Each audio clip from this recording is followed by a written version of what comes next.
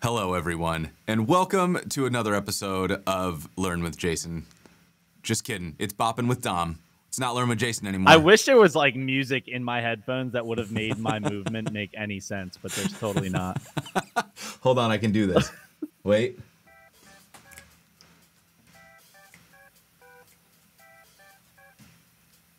Oh, yeah. I'm telling you, devs that dance would be a really fun show. Okay. I'm just putting that out there. Sorry, I missed everything that you just said because I was so loud in my headphones. Devs that dance would be a really great Twitch stream. Maybe for you. I don't know if anybody was watching what I just did, but I don't think you could call that dancing. They want to see, they need to see the awkward dancing of someone else to feel comfortably, comfortable enough to awkward dance in real life. So I think you're wrong. So welcome to the show, everybody. I don't know if we're going to get anything productive done because I think this is a solid signal of what's about to happen here.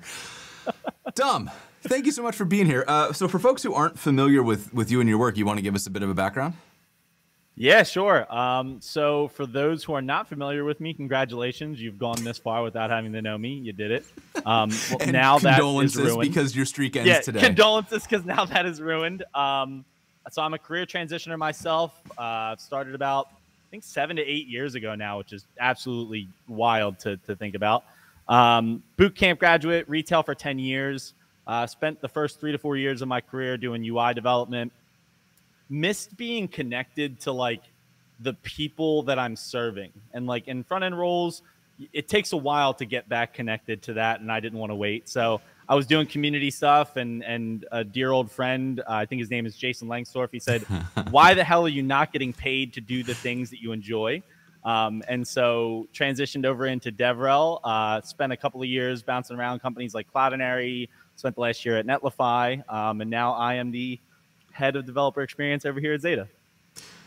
What a wild ride that is, and congratulations on the new role. I know that's you're what, about thank you so much 3-4 months into that now? About 4 months in. Yeah. Nice. Well, cool. So you and I have known each other for a long time through lots of different adventures. I think the last time that we had you on the show, you were talking about Cloudinary. Yeah, I think that was the last time.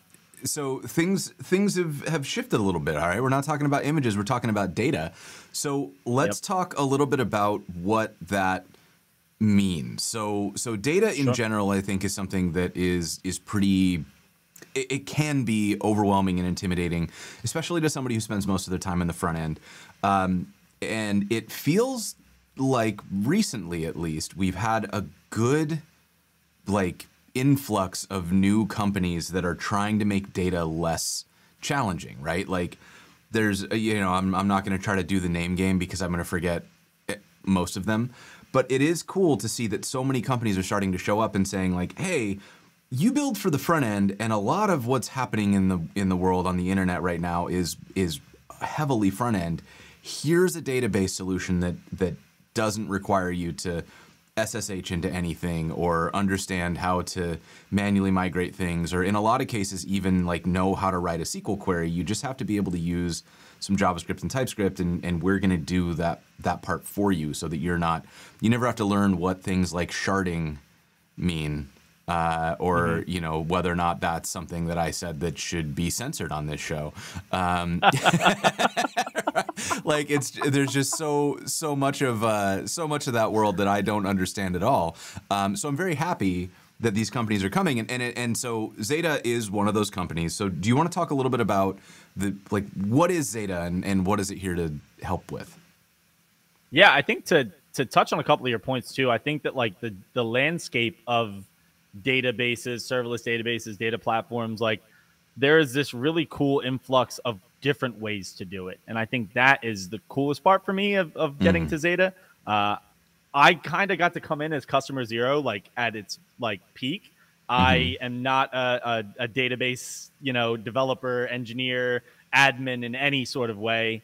I've used databases throughout my career, but I've never been the one managing them. Why would they ever, trust me to do something like that?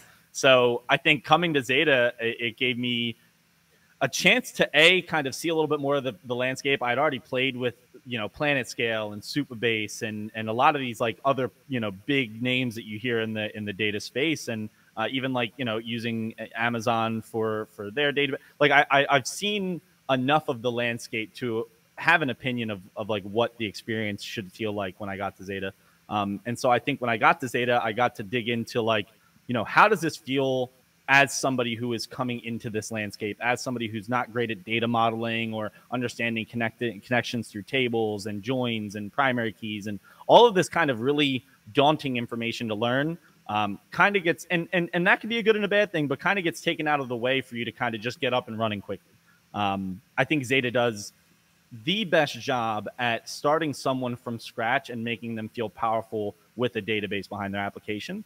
And so like I got to experience that firsthand as, like I said, customer zero. So the UI is great. And I think a lot of people focus every time I talk to somebody in public, they're like, oh, it's like, the spreadsheet like UI, it looks like Airtable, blah, blah, blah. I think that's great. And I think that's really like a good comfort zone for somebody like me who maybe doesn't know databases so well and can kind of like move around this application and feel confident with what I'm doing. But as I dug deeper into actually building stuff with Xata, I got comfortable with the CLI. I got comfortable with the SDK that we generate for you.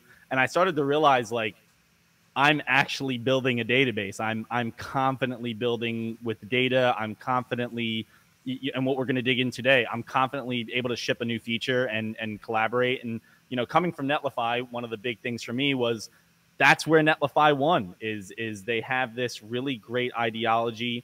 And honestly, a lot of the deployment platforms now have this ideology of like removing friction from collaboration, because that's the hardest thing that we face day to day. And I think that we're uniquely positioned to do a really good job at that with not only our database offering and the UI and all of that, but being built on top of Elasticsearch and not having to reach for another tool to do your fuzzy searching, to do your semantic searching for AI. It just gives you a lot of powers that most like developers don't have out of the box unless they've been doing it for decades plus. And I'm excited to see how this plays out because you just said several things that I have no idea what they are. So I'm really looking forward to learning about these. So you mentioned a couple things being kind of like baked into Xata. And so there's that old joke that if you start working on something that needs data, the first thing you have to overcome is why can't this use Excel? Right, because really, at the end of the day, Excel is probably one of the most full-featured database offerings out there, right? So, what do you think are the major differentiators? Or actually, let me back that out before we talk about that. Let's talk about like what are the scenarios where Xata is the right tool? Like what are the points where I should think to myself, like I'm building X, I should reach for Xata? Yeah, so I think for me, off the top of the head, and this is like every tool is going to point you in this direction, but I think e-commerce is an obvious easy win for us. Being built in with filterable data searchability, and also just being able to ship into new UI features through our kind of like new workflow that we've built really gives a lot of confidence towards building e-commerce applications, especially when you're a smaller team and just getting started. But honestly, like every app at some point needs some search. And I think that, one of the biggest players in the game, Algolia, has been the absolute like winner for a lot of at least the Jamstack space as far as trying to find a search solution. And I think it's really cool to have that built in, into the SDK and usable right off the bat. And it's really easy to put together.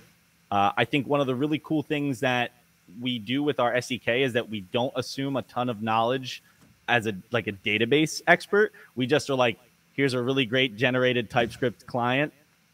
We'll do a lot of the heavy lifting for like the methods that you're going to use, the way that you're going to boost fuzziness. And in the UI, which we'll get to see when we log in, we have a tool that generates the code for you based on the search that you put together in the UI. So if you're in the UI and want to build out this really great fuzzy search dedicated to X and Y options, we'll generate the code that you can literally just copy and bring into your app, and you have search built on top of your data right out of the box. So I think it's one of those things where removing friction is the biggest thing that I think Xata does. And it may not be the selling point of Xata, but for me as customer zero, I don't feel I don't feel nervous to get started with building something full stack that has a database now. And I think that before, like using Planet Scale, I love Planet Scale, but I always was like, I never really knew SQL, right? Like I never was a SQL writer. I can go to ChatGPT and generate SQL queries that I have definitely done before to use inside of the console, but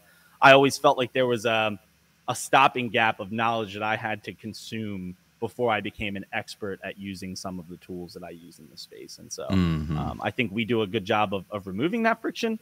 But it also, on the flip side, right, like if you are a database expert or at least have experience writing SQL queries and stuff, that might be something that you're feeling is missing from our platform and something that we're working on actually right now to meet you in the middle of. So I think we're really good for that developer who's still finding their way in the data space, and for developers who are really educated on development of databases, like we just take a lot of the headaches away. You know, I was talking with Wes Boss in San Francisco, and he was just trying to build something for like a chat app with AI, and all of there's a ton of resources on how to get started with PG Vector and you know how to manage embeddings and all of this like wacky AI stuff. And I was like, hey, just like try out Xata, see what you think. I think it removes a lot of that friction. And he was able to get up and running like within a day and basically start building the chat app because the heavy lifting was out of the way. He now could focus on building just the thing. You said you've mentioned like two different things about AI here. So is Xata an AI, like is it an AI database? I'm not quite sure. What's the connection? Yeah, so we have compatibility for storing embeddings and doing like an ask. We have the ask endpoint, which is basically using vector embeddings to piece together answers based on your own data set. So a lot of the time, like ChatGPT itself is only knowledgeable from like 2021 and back. So like if you have new documentation or new, you know, ways that you do things, that's completely lost to the space of when it was fed. We let you bring your own data in and then train the chat bot on your data specifically. So like a lot of documentation sites are popping up with their own kind of like ask our docs workflow. We built in a feature recently that supports that. We're not an AI database, but we definitely have the offerings of being able to support that type of workflow. Gotcha. Okay, cool. And so then you also mentioned something which is one of my favorite words, which is fuzziness. Big fan of fuzziness. I seek out fuzzy things in most of my daily life, and in searches. It is why we're bearded. You know, a quick aside here, because there was a side chat happening in the on Twitch here, where first of all we got called handsome. Oh my gosh! You stop it. And then people started suggesting that you should shave your head. Shave my head? Yeah, because then we'd be twinsies. But like, I want to show the before, and Jason can be the after. See, people also don't know about the picture that was taken on our all hands, where we had absolutely no reason to be matching, and we looked exactly like a father-son same duo. Outfit. Yeah, that was really good. Yeah, it was not great. So we definitely need to post that. The world should see that father-son duo. I don't know where that went. I don't know where it is. I'll find it. I'll find it. Okay, so what do you have in mind for today? Like, what do you want to build today? So we're going to keep it pretty light. We're going to use Next.js to build out kind of like a blog, and then we're going to add upvotes to each of our individual blogs. We won't dig deep into like error handling or like any of the fluff that you would usually build in for this. And like usually you would have an upvote that would stop and then you'd be able to unupvote it. We're just going to do unlimited upvotes. Can we just take a moment where we're saying that Dom just called it fluff? He was like, error handling, fluff. Yeah, but like...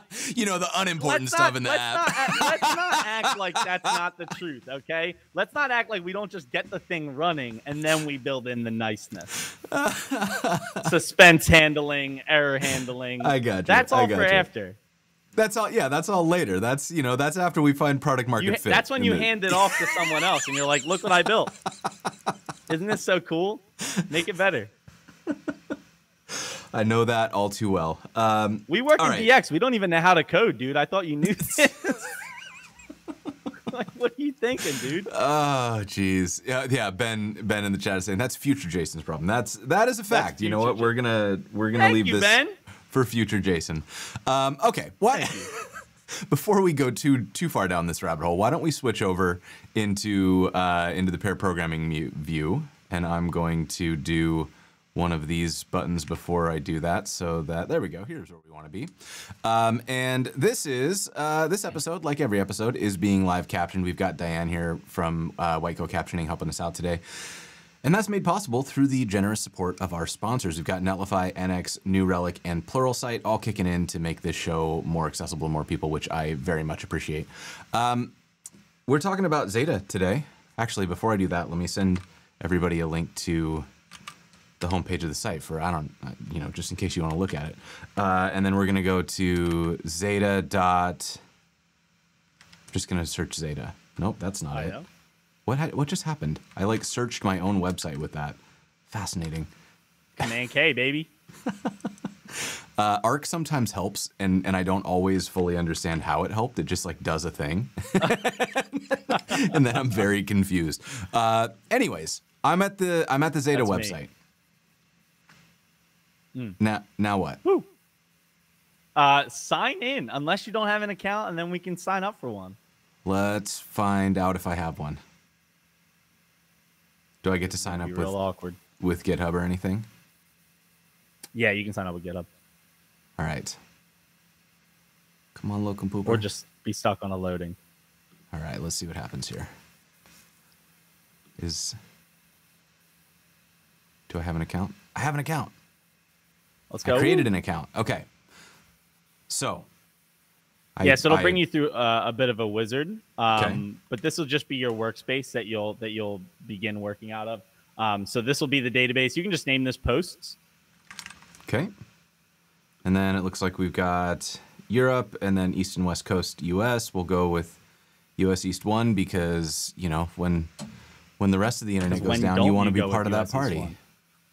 Right. Okay, create my first table. Okay. So we can also name this posts. Okay. It's cool. I like that you've got the CLI stuff here to make this work. That's usually the best thing to do is before we do anything else is just getting the CLI installed and then off just so that we're good to go. Nice. Don't you like our little onboarding? Isn't this so nice? This is nice. This is interesting. I've never been to this website before.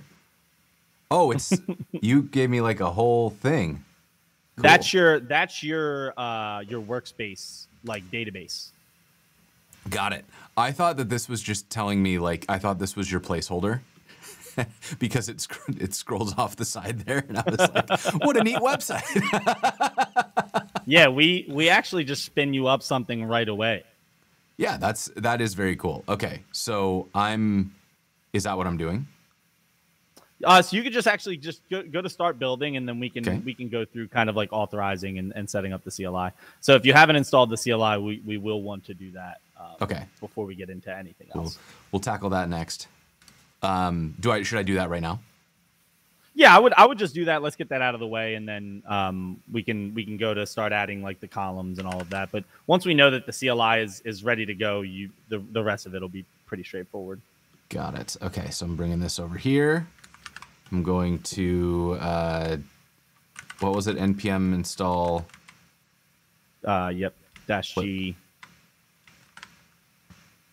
Have I showed you how to actually see what's going on, Dom? No. If you hover over the composite window there's a context menu that you can click on and copy the quick embed link into a new tab, and that'll be full screen, so you can actually read what's on the screen. Probably should have told you that before we went live. Love that. Okay, that's so much better. Yes. Yes. Right, we're winning. So I'm doing npm install -g, and then what's the name of the package? At Xata. .io. /CLI. Got it. Okay. Installing the Xata CLI. And then you'll just do Xata auth when it's finished, and that'll kind of bring you through the authorization flow and making sure that the CLI now has the access to your credentials. Okay. So You we're need doing- elevator music. We need that for like on point at all times because I'm sure this happens all the time. You know, I just want an excuse to dance, right?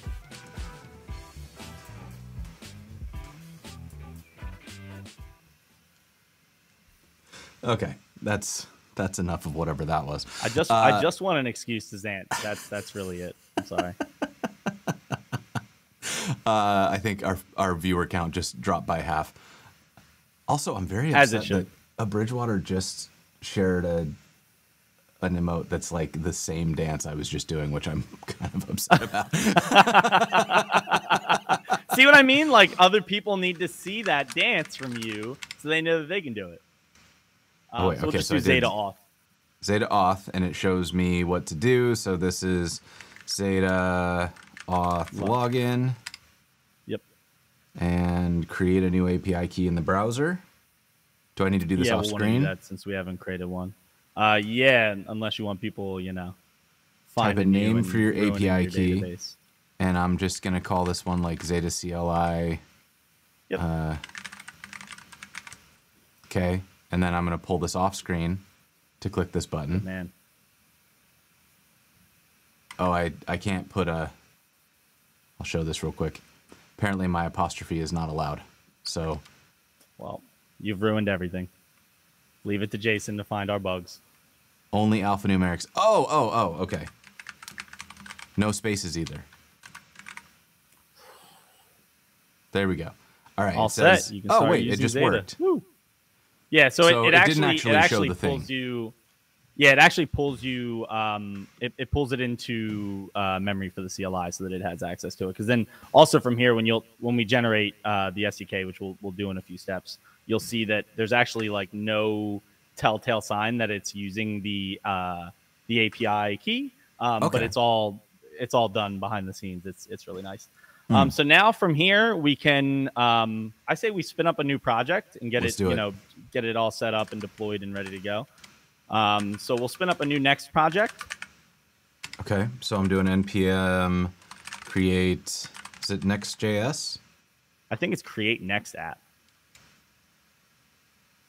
Wait, like that? I thought so. Let's try it. Oh yeah, there it is. Yeah. Okay.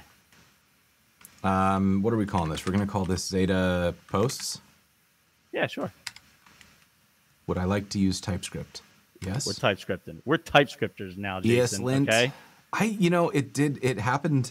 I resisted it for a long time, and then now I Same. just write TypeScript. same. ESLint, sure. Tailwind. Do I have to? You don't have to, but I do. I'm gonna say no because I I don't like know that. it well I like enough. CSS. I like CSS link sort. Is this? If I say no, So I would say no, and then we're going to use the app directory because we're going to use some new features that are baked into the app directory. we're doing a bunch of stuff for the first time on the show today. Would I like to Yeah, I like customize that. the default import alias? So no, basically your import alias is just @/. So when we need to access anything around the app, it'll just be @/. If you ever want to go back and it's in your TS config, but Got now it. we'll just leave it as a basic alias. Cool.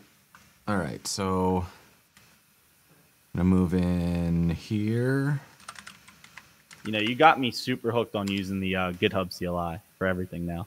It's real good. Okay, so I'm going It's real to good. get an it, and then I'm going to open this here. This one, here. All right, and so now looking inside, we have the app directory, and then we've got a few things like that, and okay. And so this is all pretty new for you, right? The app directory Next.js stuff. This is the first time I've ever used the app directory in Next. Cool. Yeah. So this will be like kind of a little bit of an intro around like server components, client components, what that like new structure looks like. And I was actually like, we were talking about Astro a little earlier. I think it's really great that Astro rose to fame in the way that it did because it got me really comfortable with understanding this new paradigm that React and Next.js is kind of pushing. One of the big questions I had for Lee when they first released the app directory and this like new ideology is like, how do you handle education around this, right? Like this is like such a paradigm shift for React developers. I've been a React developer for so long now. I've been through, the class components to functional hooks to now this kind of like server first approach. And I don't think without using Astro, I don't think I would have been as comfortable kind of transitioning over into this new like island kind of ideology. So shout out to Astro for making it easier for me. Absolutely. So now let's get this deployed to Vercel. Okay. I think have we created a repo for this yet? I initialized a repo. Let me I guess, hold on, let me see where I'm at. I have not committed anything yet, so we'll just git add all. Then I'm gonna git commit, and we'll say, like initial commit, GitHub repo create. Mr. Bobby Tables, you're right. Astro is pretty dope, yo. Repository name, and then we can just choose the org right out of that drop-down list. Isn't that neat? Make it public. Boom. Add a remote, yes. Do the thing. Look at you. And there we go. You're a coder, dude. Don't let anybody tell you otherwise. Were people trying to tell me otherwise? It was just me talking to me inside of a conversation with me.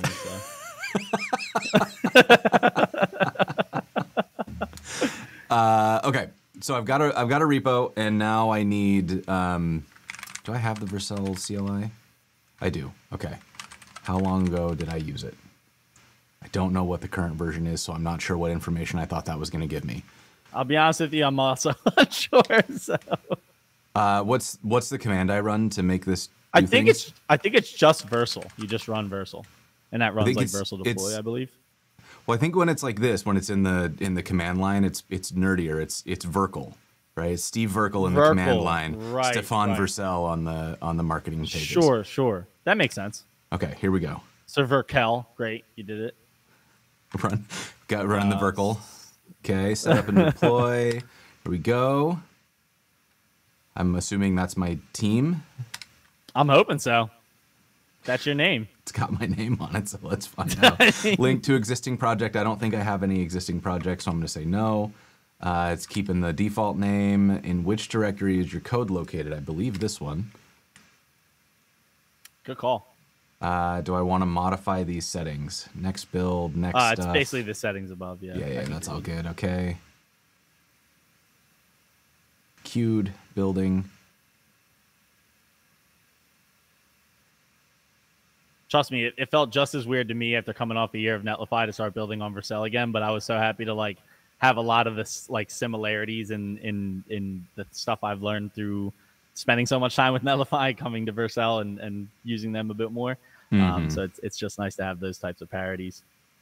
Yeah, it's definitely interesting how like all these tools, it was like nothing like this existed, and then they all were like, oh, we have to do it exactly like this, right? And so, but it's good. It means that we converged on good ideas, and I think that's really the best outcome. I think that's for like us. the whole idea of like the ecosystem, right? Like, everybody wants to turn everything into a war, the framework wars, the deployment wars, but like at the end of the day, it's the more that I hung with a lot of the framework authors like Ryan Carniato, Fred, and I spent time with them, and I realized like it's not a war. It's finding the cool stuff and sharing it with everybody, and I think that's kind of where we're getting to a little bit.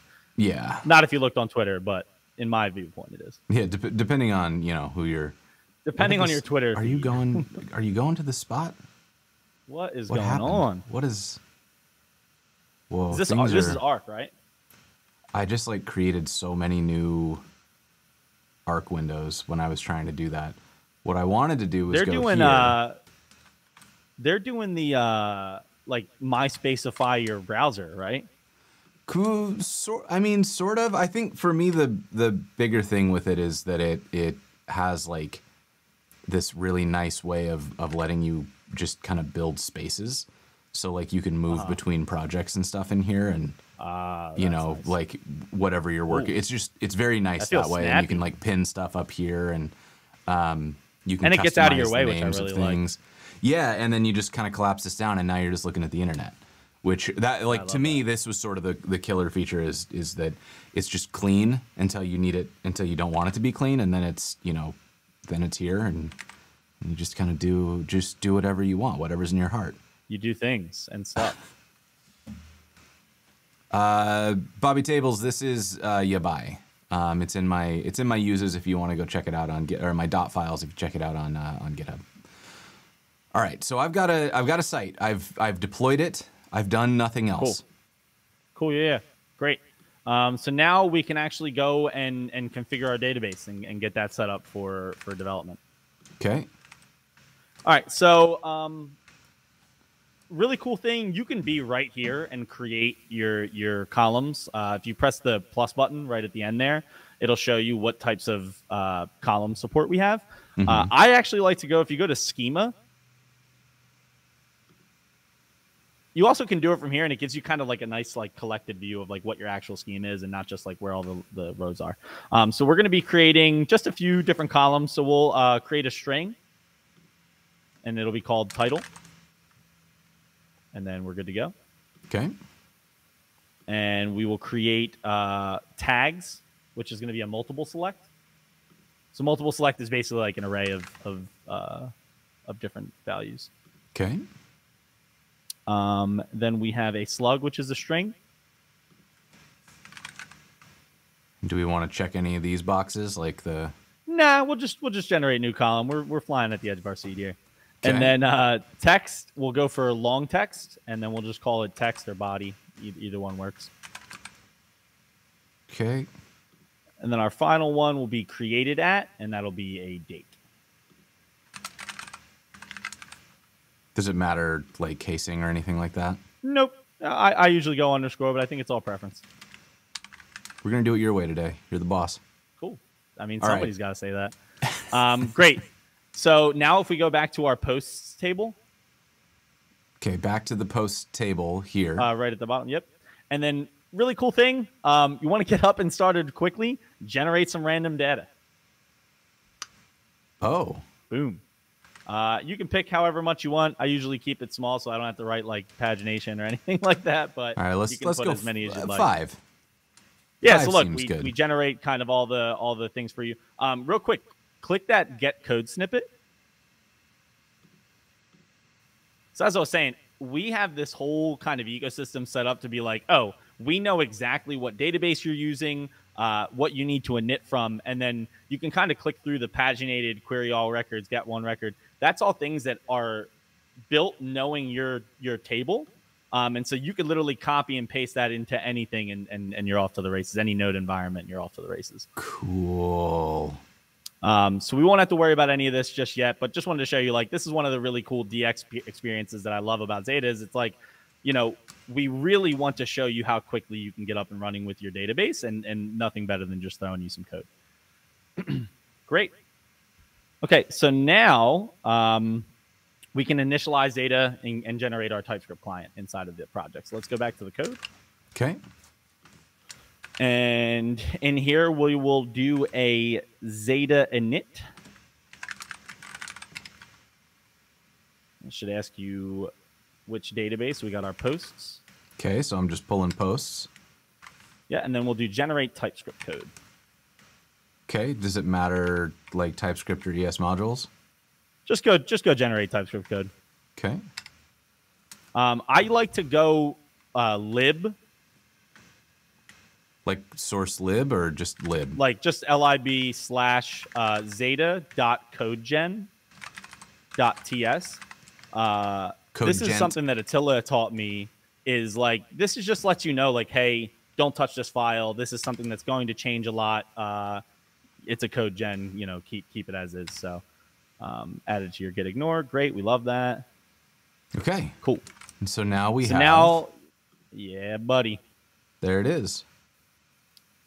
Yep. And here's all sorts of stuff. We got posts, columns. This all matches what we defined in the thingy, the dashboard. Yep. Cool. Yep. Let you know like what your table looks like, and then also exports some types that you're going to be needing as you're moving around and using the data. It generates that for you as well. Very cool. Awesome. Okay. So we're good to go. Great. Let's go into our page.tsx. This one? Yep. Let's delete everything from the div and down.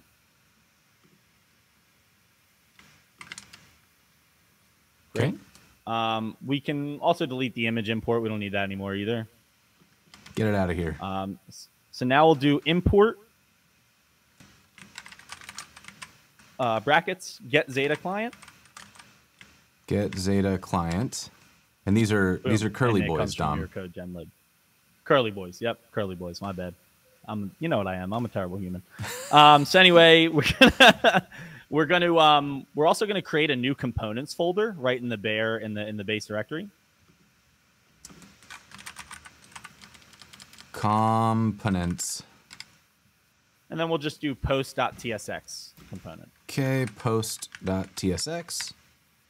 And so basically, we're just going to render out the data we'll be getting back that we need from our posts inside of here.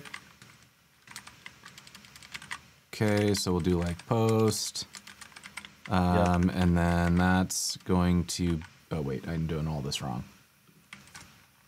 You're like this. Oh my god. And then you're a dude. I'm telling. Again, like don't let them tell you otherwise. Here, and then we're gonna do kind of a thing with a. I don't know. Maybe for now we just dump it.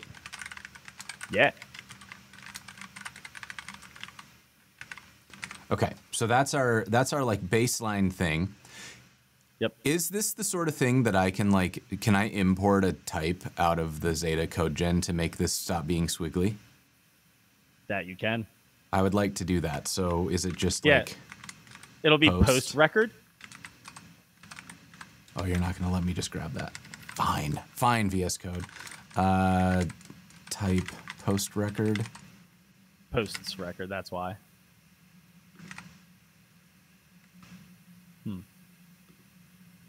What is that? That definitely. Oh, because we're not. I think it's because we're not sending anything. What is it? What is the error on the TypeScript? I don't know what it's doing. Post record declared, but its value is never read. Oh, wait. Oh, it's because you're reassigning it to post record. Yeah. Okay, all right. So I need to make this a bracket, thingy. Yep, and then post. And then like that. And then one of these. All right. Boom. All right, now that makes sense. We're TypeScript developers. Look at us go. And then if I do one of these, we get all of our bits. Boom. Okay, perfect. All right, so that's good. I'm happy about that. Now I need to get this post in here, and so we'll eventually want to do like a thingy, but we can start it out like this, and then we'll figure out how to make a post exist. So that'll be mapped over or whatever. But let's do it. Let's get some stuff.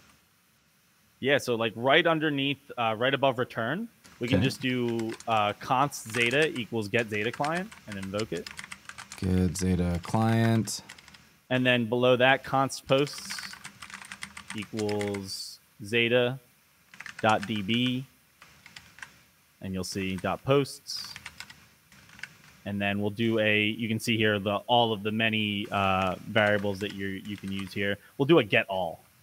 Get all, not a dot all. Okay. Perfect. Any arguments? And now, we're off to the races. All right, here we go. Post dot map post, and then we're going to send this little buddy out. Okay. Why don't you? What am I missing? So I think it's because we forgot to await. So let's turn this into an async server function. So you can do export default async. Yep. One of the new cool things of server components. And That's just handy. React 13, you can even do it with class components. And so now missing key keys. Fine, we can do that. You got the keys. Post.id. Okay, look at that. We've done that thing. Let's see. We're gonna come out here. We're gonna look at this thing, and it didn't do anything. Is this the preview running. from Vercel? Yeah. That's okay. Look at 2 brains, dude. I'm telling you, we're what together, father son duo. We are coders. Okay, it says it compiled. Wait. Only got the one?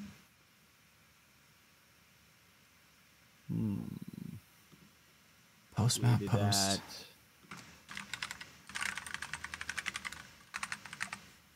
Oops.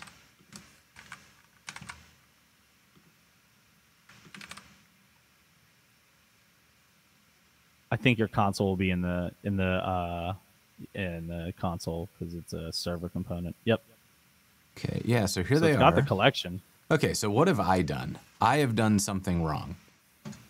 Is it just how we're rendering inside of the post component? Is it because we're stringifying? I feel like it should. Okay, so it has everything. This is something to do with what Next did on the.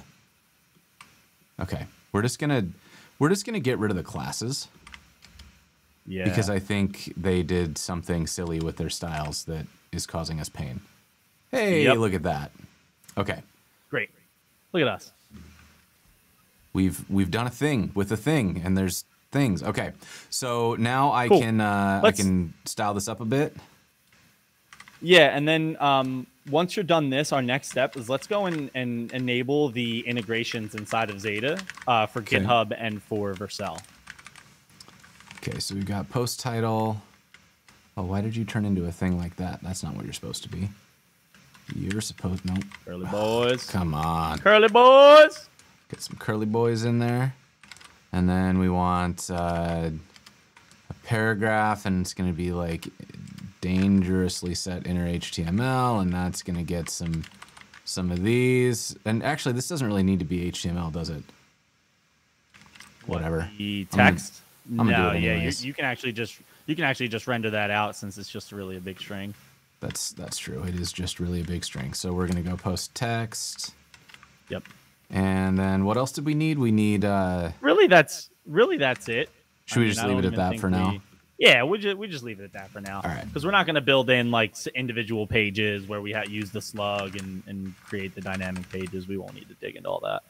Okay. So that's kind of a basic setup for us here, where we've got probably make this into an H2 since we got a bunch of them on the page.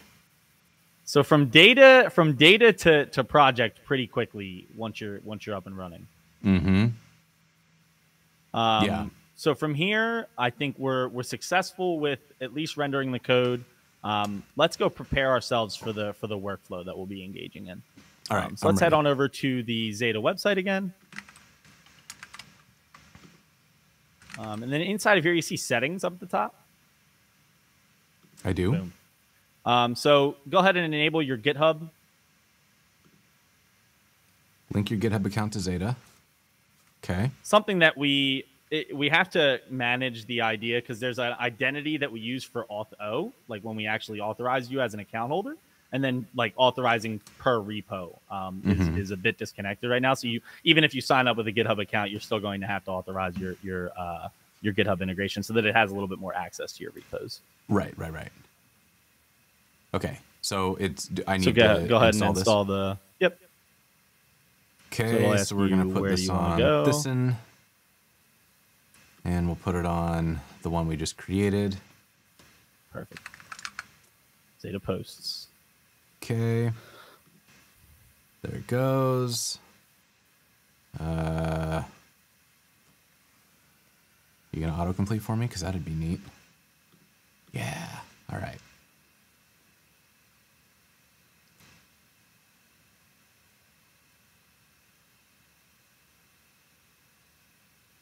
Here we go. We're doing the thing. All right. Okay. All right. Cool. So we'll connect. Boom. Now we can go over to Vercel. You obviously see we also have Netlify as an integration partner. So if you're a Netlify user, we also have you covered.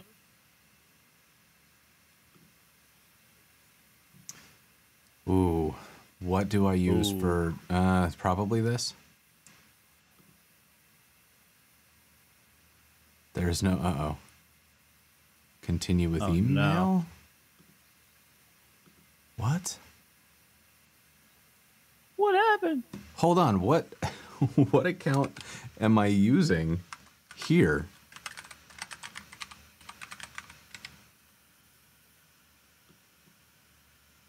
Okay, Vercel help.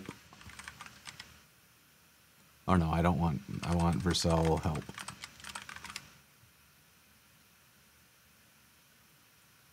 How do I check what account I'm using? Vercel, who am I? That tracks. Okay, so is there like an auth thing? Like a where I can- login? Yeah. Login or Yep. creates a new one. Is there a way to like go to the dashboard so it'll just open it for me? Because that would be neat. I think you can just do, is it browse or? I'm still getting used to the Vercel CLI myself. Teams, who am I? Oh, that doesn't exist. Vercel open. Oh, that doesn't exist. Interesting. Let me look it up. Vercel open CLI Like, open in browser. How on earth did I get? Because I don't have a GitLab or a Bitbucket. It has to be GitHub. What's it saying? There's no account linked with this GitHub account? Yeah. What GitHub account? We just were on your GitHub, so you're definitely signed into your right. Like it's definitely working. Okay, so Vercel... Gotta be happy it's not Xata failing right now. I gotta be honest with you. Okay, so if I just want to see... John, thank you for the shout out on the pricing examples. That was actually something that was just re-released in our website redesign, so I appreciate that. Vercel login. I'm going to read some chat while you do this. The Red Firefox, welcome. What's going on here? Father and son hit issues deploying apps is the current, I think, dedicated title. I'm like legitimately confused as to how I have... an account linked through your CLI but can't log in? Yeah. There is no account linked with this GitHub account. Okay. Can you do email with your... Keep this window open. Open the link we just sent to email. How do I move this over here so I can look at my email off screen?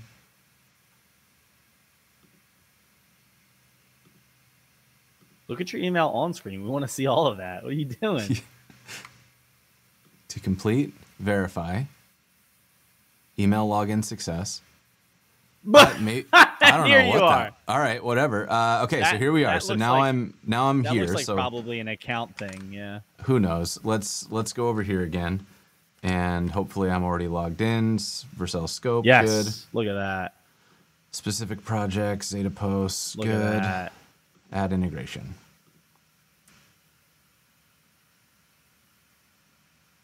Great. We made it. All right, waiting on.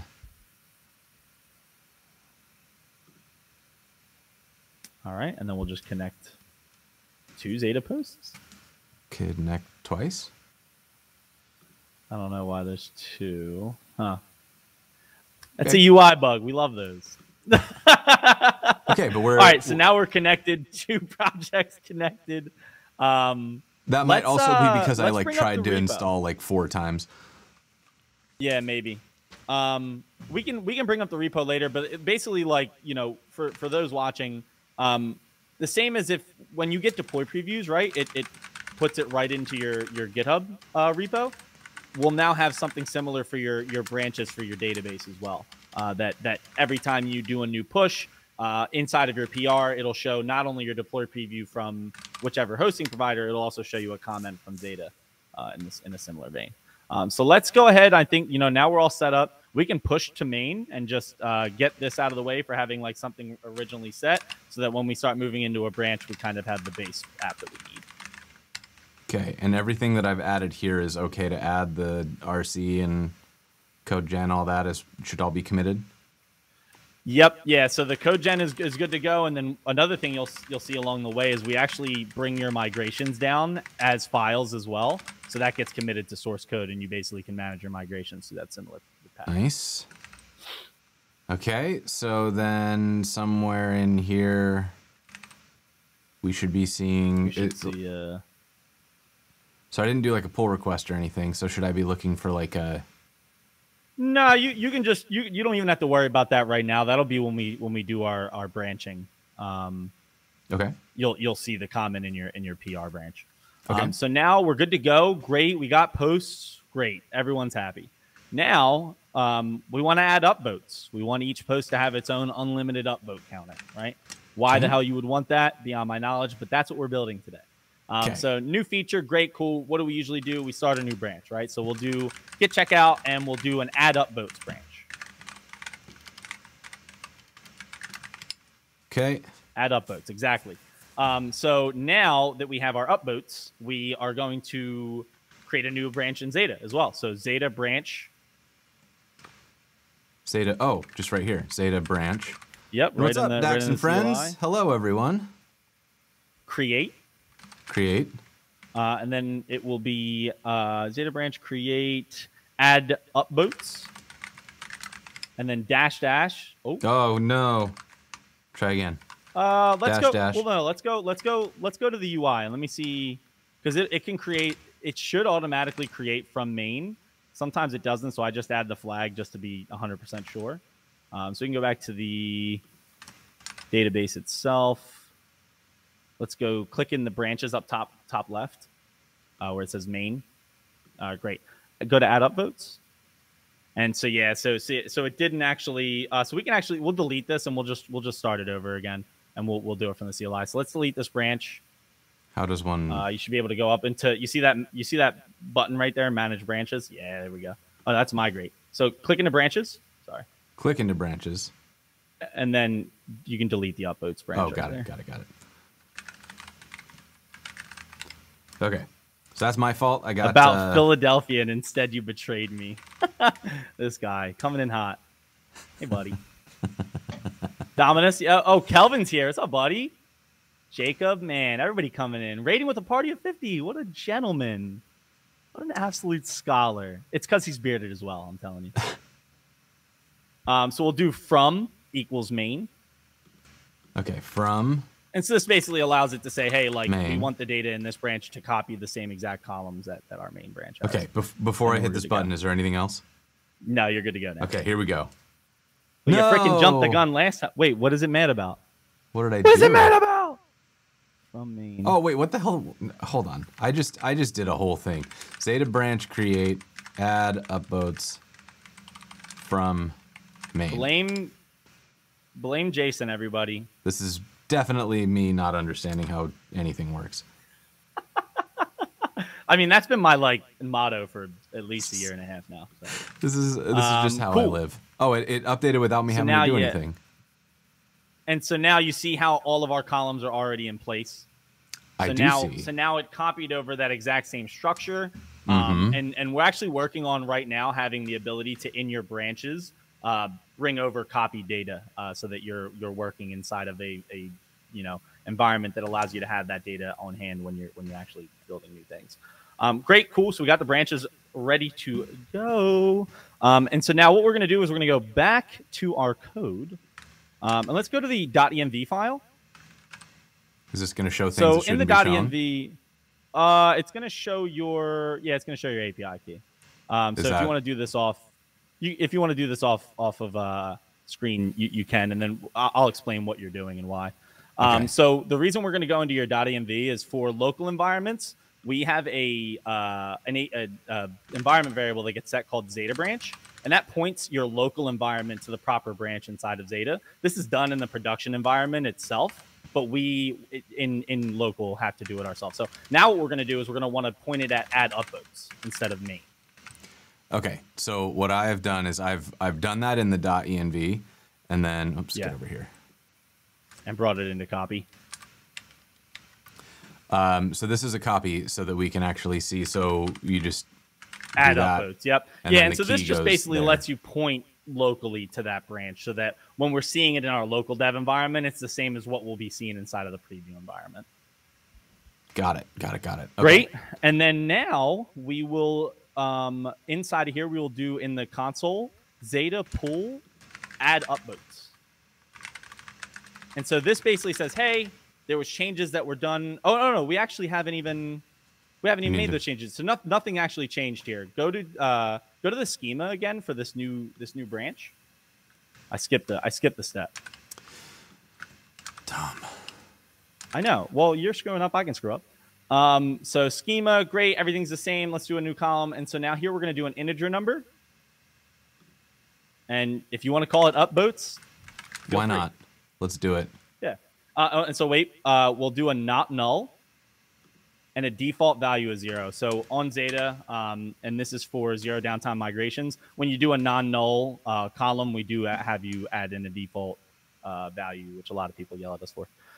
So now cool, schema's changed, and you're like, what the heck do I do now? Now we do the Xata pull add upvotes, and this will basically say, hey, a migration was made inside of this thing, what was changed, and then it regenerates your code for you, your TypeScript client, so that it's aware of this change. Look at the migrations. And so now we can do we run it again? I did run it again. And it said it pulled 1 migrations. Oh, from add upvote. Yep, great. So now you can go over to the Xata code gen. And you'll see, yep, upvotes. Type integer, not null, with the default value of true. So let's go ahead and create a new component called upvote button or upvote button. Love that. Okay. All right, great. So now with this new way of building React Server components, we now have to say, hey, we are going to use a client-based components because we're going to use some state here. So inside of the upload button, we'll actually at the top in quotes, we'll put use space client. Like that? Yep, perfect. And then we'll import, you can import the use state from React. Okay. And so technically for this button, we'll only need the upvote number, so upvote count. Okay. And then it'll just be a number. So you can just change that to count number. Boom. It's lower. And so we'll set some state. We'll set up a basic state for upvotes. So we'll do const upvotes and set upvotes. And this is just going to allow us to do like some, lazy optimistic updating, so we don't have to wait for server actions every time. Oh my God. Okay. I can equals equals use state, and then number. We're gonna have to set it as a number. Oh, like one of these. Yeah, yeah. See, you're a TypeScript guy. And then we'll actually make the default state count. Oh, right. That makes sense. Yeah. And so then in here, all we really need to do is have a button.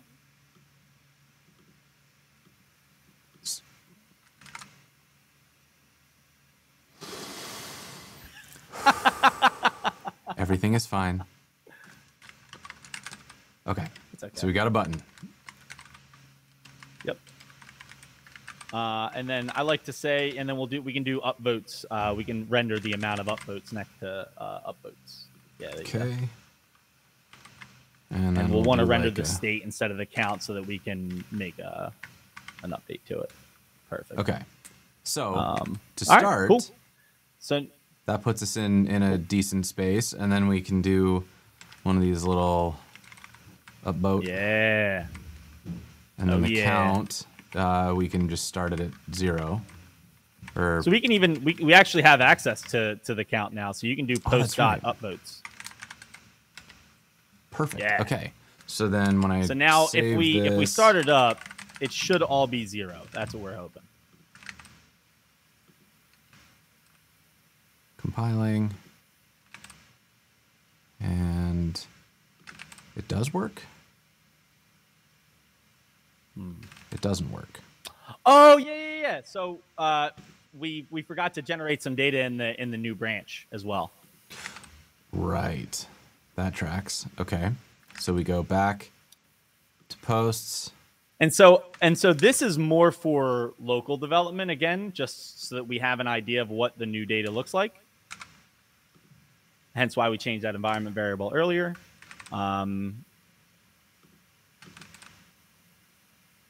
Hey, and we got random numbers because we got random numbers. Yeah. Yep. Okay. Yep. Cool. So everything is nothing successful. happens now. I'm loving that.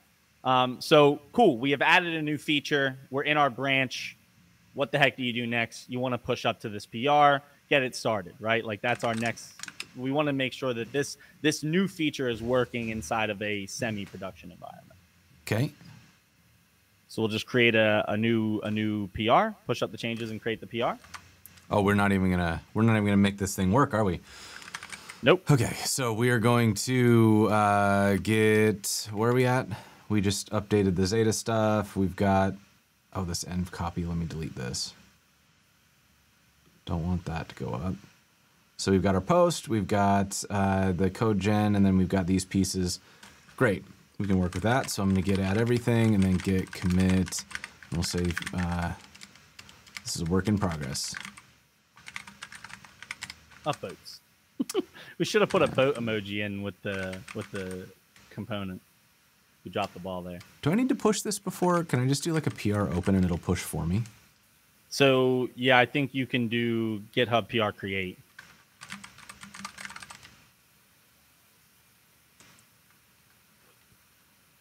Push. So you should, yeah, there you go. Oh, I gotta make this bigger because that's why it's fighting me. Yeah, we should, and then yeah, we can call it upvotes, submit. People are gonna look back at this recording and be like, "That guy Demetrius definitely has ADHD because he will not stop moving."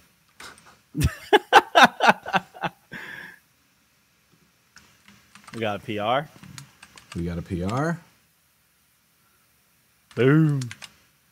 And things are All happening right. on Xata. No deploy preview from Vercel though. All right, Vercel. Let's go check our Vercel account. Show all checks, all Xata. All right. All right. No. Oh, this is why, because it what's didn't. happening? We never connected the repo. Okay. So we connected it. It deployed it, but it didn't connect it to the Git repo locally. So, like, you know how with Netlify, when you do a what the deployment, hell is you can hazmat? set. What's happening? I have no idea. I blame the world. I don't blame you for once, buddy. Appreciate that. Okay, this is the one. Yeah, of course. Can only be What does that connected say? to projects in Teams. I can't use Vercel because I use an org. Okay. Well, so then we have 30 minutes left. Hold on. I can just move this to my personal account, and we'll Are you just. sure? I don't mind it's kind totally of just fine. walking through the rest of the. We got it. We got it. We can. Cool. How do we do Whichever this? works for you, buddy. Transfer ownership. Choose an owner. It is me. I am the owner. I'm going to copy paste this so I don't have to write it out myself. Good call.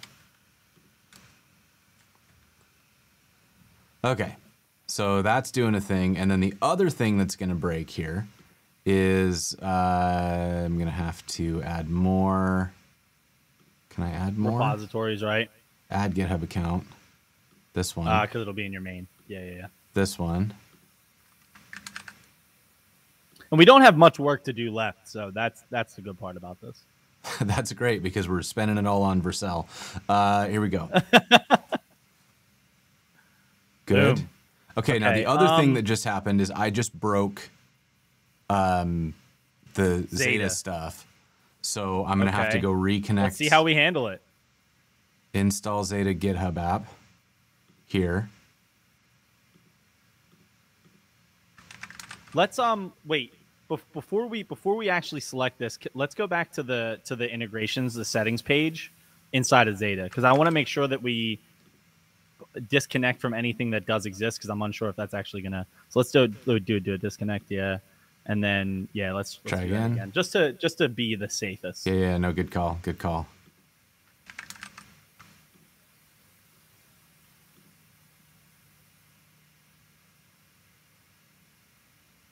Okay, connected. Okay, cool. So let's Do you wanna just try and add the functionality and then do another push so we don't have to push an empty commit?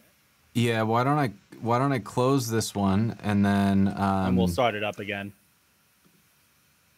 Watch this. Okay, so then I need to git remote, or no, git origin. So I need to change that origin. So we're gonna do git remote origin. Git remote add. Damn, that guy knows. That guy knows his Git. Git at. Come on, I can do this. GitHub. Git at him. All right, that GitHub. was the worst thing I've ever said. I'm so sorry. I know what I am. Xata posts.git. Git remote remove origin. Now we can add it, and then I'm going to git push origin Xata posts. Don't you lie to me. Don't you lie to me. Where are we at? We got the stuff, so then I can git push. Right? Okay, so git commit all. Then I can git push origin add upvotes. Git commit dash m. Mistakes were made. Git PR create and is it already doing the thing? Am I on my own repo? Denzel, he is coding like a go-getter. Ban that guy from the chat immediately. I can say that because I know him personally, chat. I'm sorry if that sounds rude. Who are we attacking? Wolf and Wizard. His name is Denzel. New coder to the space. Shout out to him. New coder to the space, going through his boot camp right now. Really excited for him. Nice, nice. Okay, so we did it. Woo! We got a thing. I think. Is this view deployment? Is this my deployment? All right, there's the thing. Okay, look. Okay, cool. Oh, everything worked. You don't know how much of a sigh of relief that is. So let's go to the Xata dashboard real quick. I'm in the Xata dashboard. We got 20 minutes. Let's go back to database. Great. So let's click on that drop-down menu where it says main. Okay, so now it has 2 in there because we added up 2 PRs that spun up 2 different ones. Yeah. But okay, this is really cool. So you know how when we created the new branch, it didn't copy over any data; it just was empty. Mm-hmm. When we do a deploy preview for you, we automatically create a new branch for you that is dedicated to the preview that you're seeing inside of your deployment platform, right? To that point, we bring over automatically your main databases, a copy of your main database data, so that you are working with production data inside of this preview environment. So if you go to main again, you'll see, so we have title here is Georgia, Guam, right? Right. So when we go to main, we should see that same thing. There's Georgia, Guam. Without, without our upvotes. Upvotes. So the migration got applied from the branch from our code changes that then leads to the production data getting migrated, hitting the default, which is why they're all 0. And we get a preview. Okay, very cool. Sick, cool, success, love that. So now, last thing is adding functionality to the upvote, right? Yes. Okay, so I can close this down. Actually, let me open up this one, and then we're going to do what? I'm going to just start this thing. I'm going to shut this down, and then we're going back to the upvotes. So we're going to create a new folder, and we're going to call it actions. So these are the new thing in Next.js called server actions. And basically, it saves you the round trip of having to go and create an API endpoint for everything that you need to do server side. So you can create actions anywhere. I mean, you can keep it co-located in app. You can keep it in the main folder like we do with lib.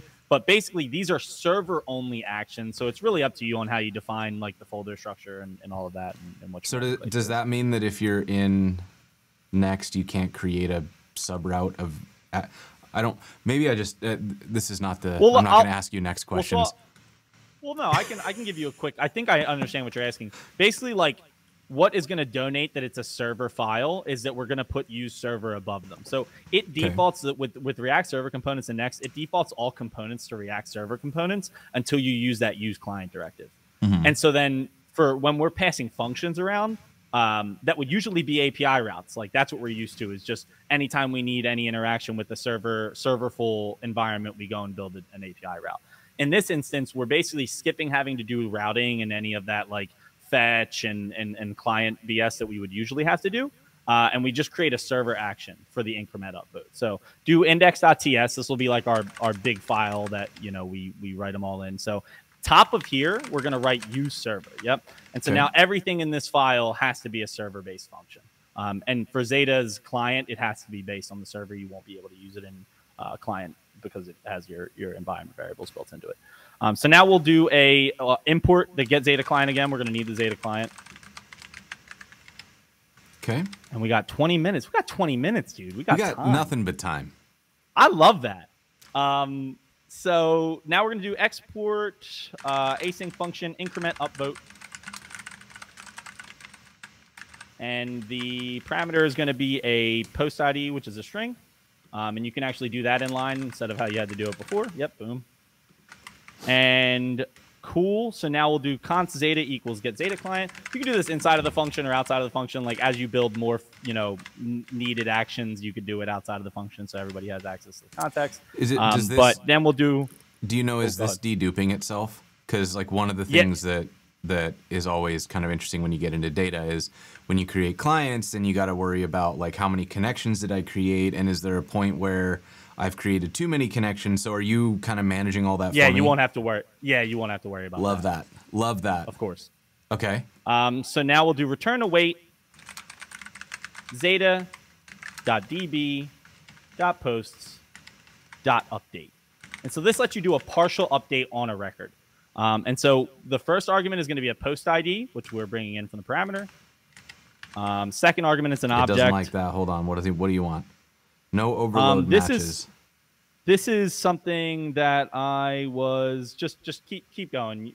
We'll fix that in a second. Fight it. Okay. It's the TypeScript fun. And then this will be an object.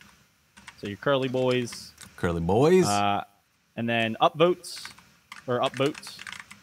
And then this is a key of another object. So more curly boys. More curly boys. And then this will be $ increment. And this is where you kind of get into some of your like SQL-based knowledge of the types of updates that you'd want to do. And then it'll be 1 because we're only going to want to update by 1. And so look, it's all good to go now. It's no longer angry with you. I understand. Okay. Any questions? I mean, I'm happy to. I don't think so. So just to walk back through this, we grab Xata. And then we're updating the post with this post ID, and we're saying that for the upvotes, we want to increment the value by 1, which is great because this saves a problem. Like in past projects where I've wanted to do something like an increment, I have hit that challenge of well, you gotta query the thing and then get its value so that you can then update with the current value. So this is it's little things like this that I think are. You know, they eventually show up in all database solutions. I think one of the reasons that SQL is still such a powerhouse because it's been around for so long. We found the edge cases. We figured out what people are going to do, and it's all there, right? And so I'm happy to see that ideas like these are making their way into all the other providers as well. So I think this is one of those cases. Yeah, so it's Postgres. Oh, cool. Okay. All right. So that makes sense. So you're getting all the benefits of Postgres with a really nice DX layer on top. So that's the whole thing is that so a lot of the feedback that we hear, and we're like a fairly new product on the market, right? So I'm actually loving hearing, especially as a non-DB person myself, it's really nice to hear all of these kind of like needs from people who are a little bit more connected at the lower level of databases. But at the end of the day, it's a Postgres database. So there's going to be people who really want that access to like the raw SQL and so that they can like really manipulate it in the way that they've known how to. But the DX experience that you're getting from not having to deal with any of that and getting to think strictly as like a front end or, full stacky TypeScript developer, that is what makes Xata stand out for me as why it's really exciting to. And you know me, like I couldn't work somewhere that I wasn't excited about the product. And I think for me, it probably took about a month or two of like really onboarding and like feeling comfortable with understanding search, feeling comfortable with understanding how it works inside of a project, getting better at TypeScript because I sucked at it. Like once I got past those hurdles, I was like, oh, wow. Like, so here is the real value. It's this layer of DX over Postgres that we really get to start to dig into. So yeah, cool. Off to the races. All right. So we've built our thingy. And so if I come back here. So now here's the cool thing about server actions. Server actions can be passed one of two ways. The first one is inside of a server component. It can be passed as a prop, right? You can pass it as a prop from a server to a client component. But in this instance, we can just import it from our actions folder and have access to a serverful function. Okay, so I do. So I would do your import. What was first. it? It was increment. Oh yeah, you're gonna do it from your upvote. Yep.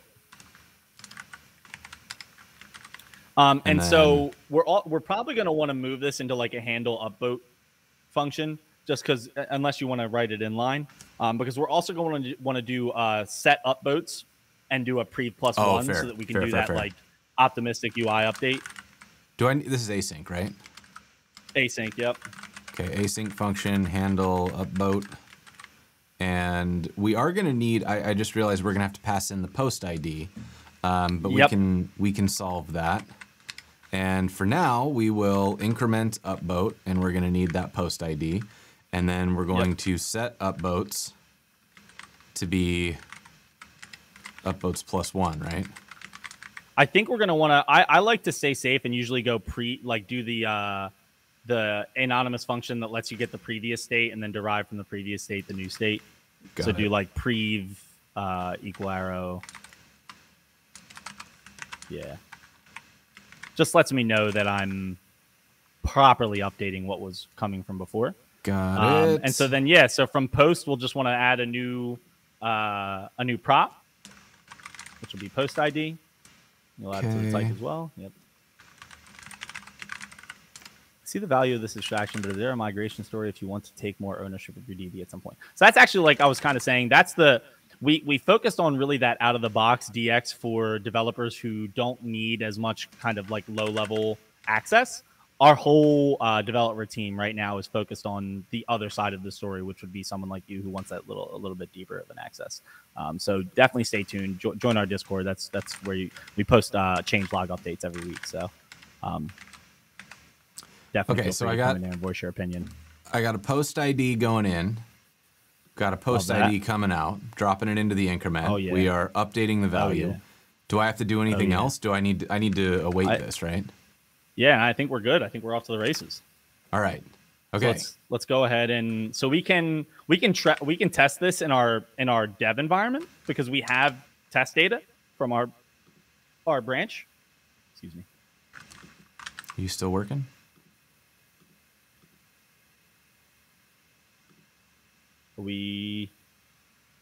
What have I done?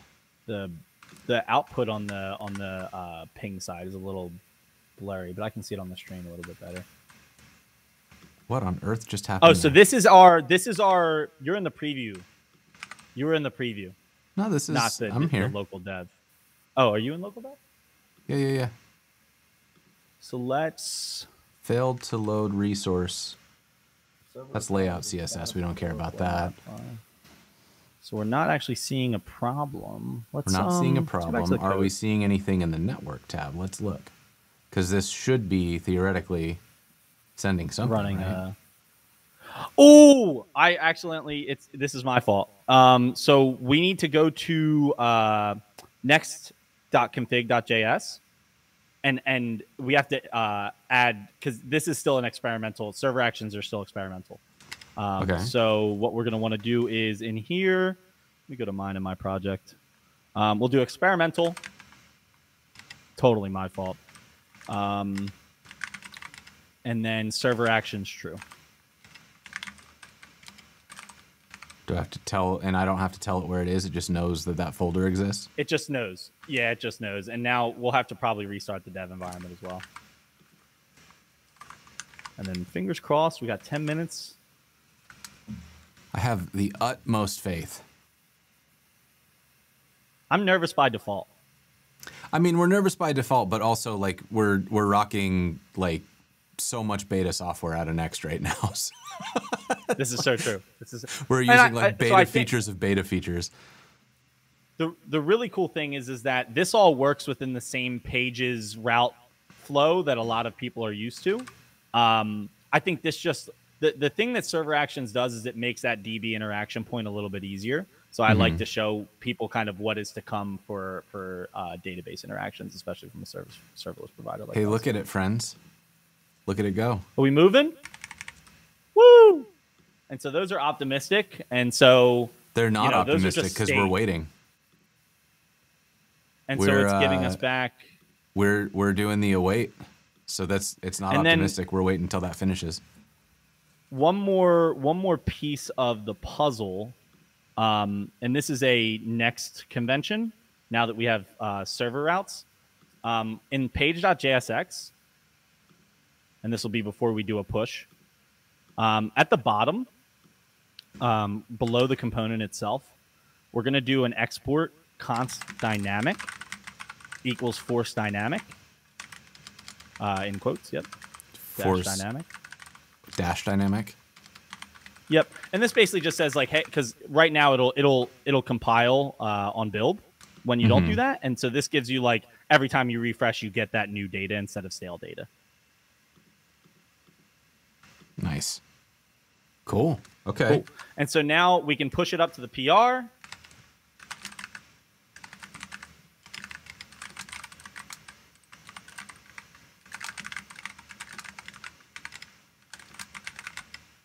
Oops.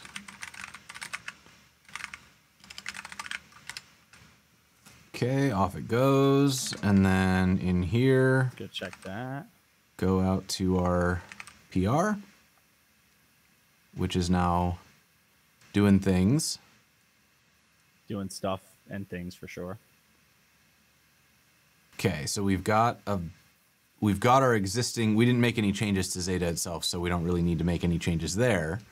But we have. So yeah, it's server side. I see. Yeah, this is the confusion of the new paradigm of Next. We are calling the server function inside of a client component, but think of it similarly to how you were thinking about API routes, right? Like API routes happen on the server. We call them from the client, but it doesn't actually get access to any of the variables that we're calling from inside the server. So this has nothing to do with your lack of knowledge. This is a new paradigm shift from the Next.js team around what server components can look like. And there we go. And we're getting updates. Great. We're getting updates. Cool. Hell yeah. And so let's go one more time. Let's go back to the Xata dashboard. Let's go look at the preview branch.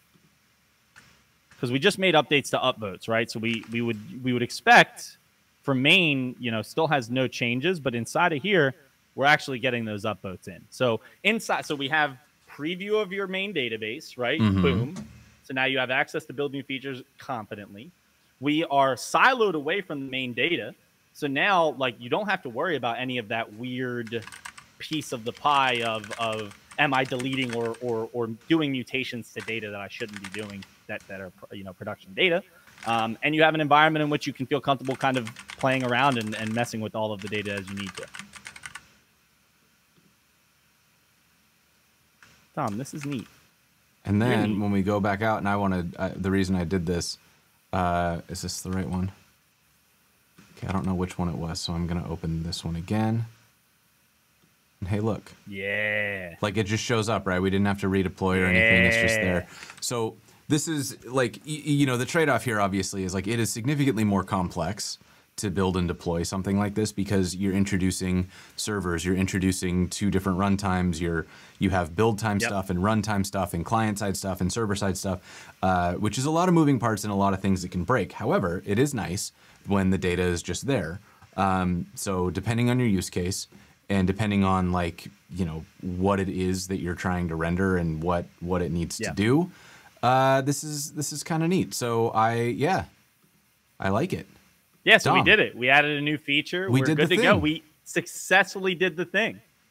And so now in one go. Here's the no question no I have. worries. Here's the question I have, because we haven't done it yet. I'm gonna merge this. Yeah, go ahead. Then what happens? So what should happen is that back on your main branch now, we should see a new column. Right, so I'm going back. Here's my database. I'm looking at here, and it didn't pull the change Bring data any over. of that data. Exactly. Right. So this is great, because that means that as a tester, you can go in and break stuff. You can add things, delete things, mess with stuff, make sure that your update, delete functionality all works. That means you can run an automated test suite against it that's going to add and delete data, like stuff that would be really risky against a production database, and know that once those tests pass, you go to master, or you merge to main, you go live. Like, that's pretty dope. Like, that's a pretty cool way of working. And one of our next things that we're working on, one of the concerns that we heard was, what about private, like, data that should not be accessible in these environments, right? Like passwords and stuff of that nature.